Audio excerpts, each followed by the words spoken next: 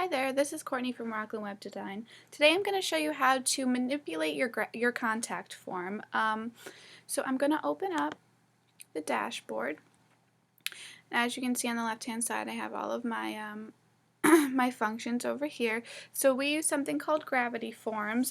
Chances are, if we've already created your website, there is a contact form already up with Gravity Forms. So I'll just show you how it works. So you're going to go over here to Forms.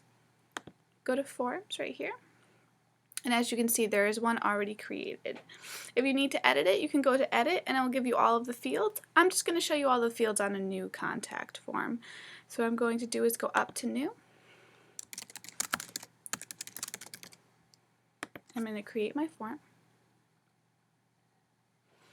Okay, so now as you can see, there's a lot going on here when you first come up onto the contact form. So if you look over here, you have your standard fields right here: single text, paragraph text. This is a multi-select option, a drop-down, pages. Usually we stick with these top two right up here, but you never know when you're going to need more fields.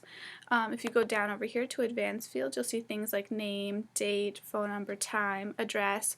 It's pretty complicated, but it's a nice function to have. You can really create your own form here.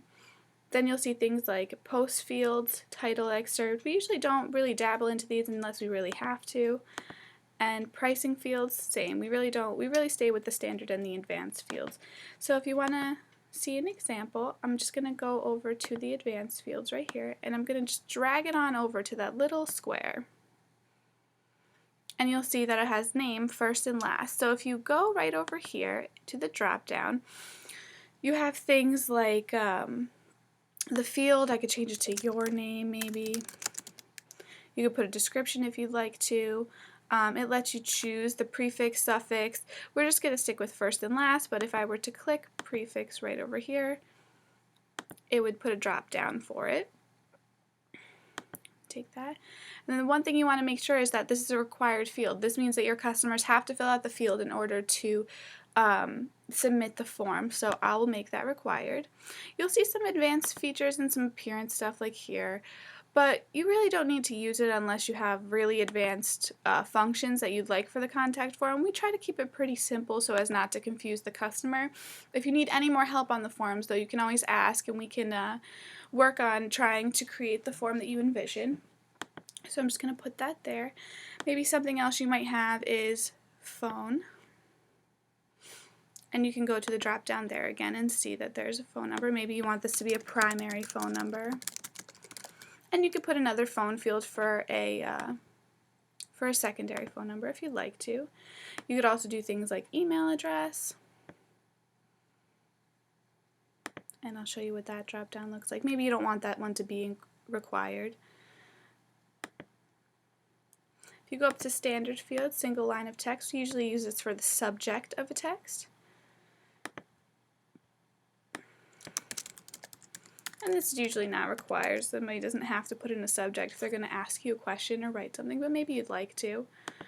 Paragraph text would be where they're asking the question on the contact form if they have any questions or concerns. So we would write something like maybe your message. You could make that required. There's a maximum character count if you'd like to have one of those.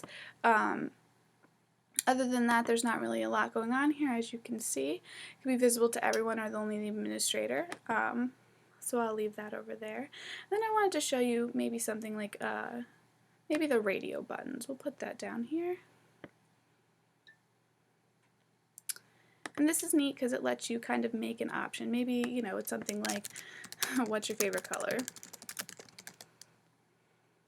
And you get to choose the choices as well. As you can see, first choice blue, second choice green, third choice red. You can make that required if you'd like.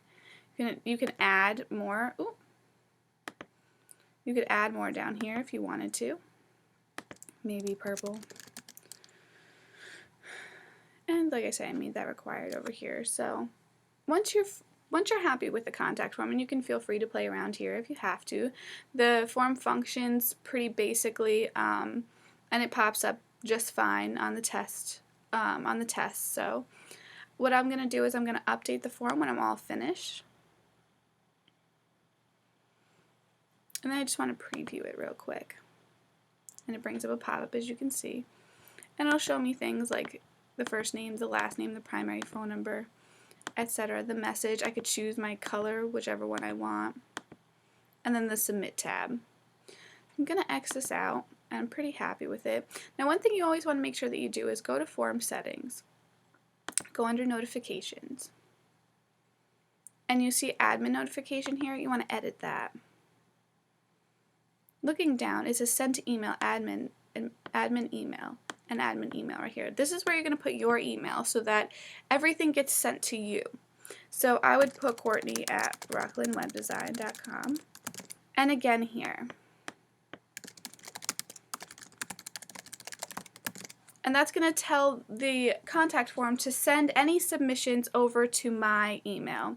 Everything else we usually leave right here, the form title of whatever they put. And then the other thing I want to go to is after I update my notification right here, I want to go to Form Settings.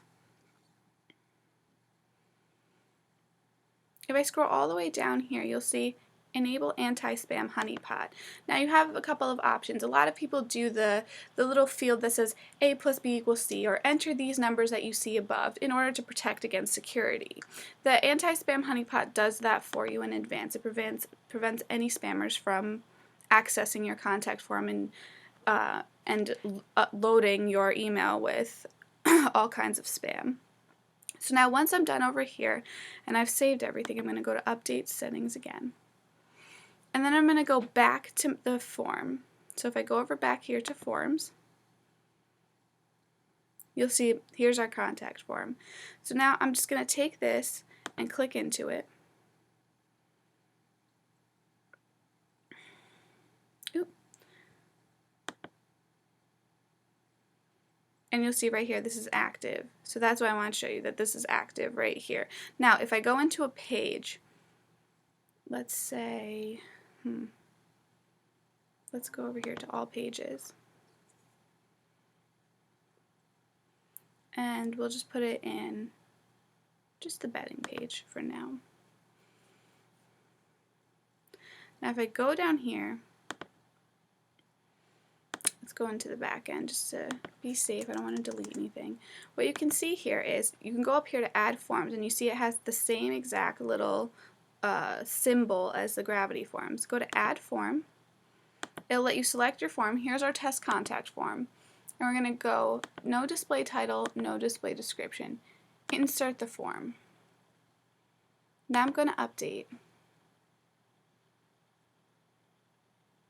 And I just want to view the page up top here. And you'll see right here that it's providing me with the contact form as I've created it. Everything that I can see is here. I can still choose my radio buttons, I can submit, I can put my email. All of the required fields are in asterisks right up here. And yeah, that's basically it. I mean, there's nothing too complicated about it. It's very basic. The nice thing is that it lets you, instead of providing you with a shortcode, it lets you just choose from a drop down on your form. And you can really manipulate it in any way. I hope this was helpful to you, and enjoy your new website.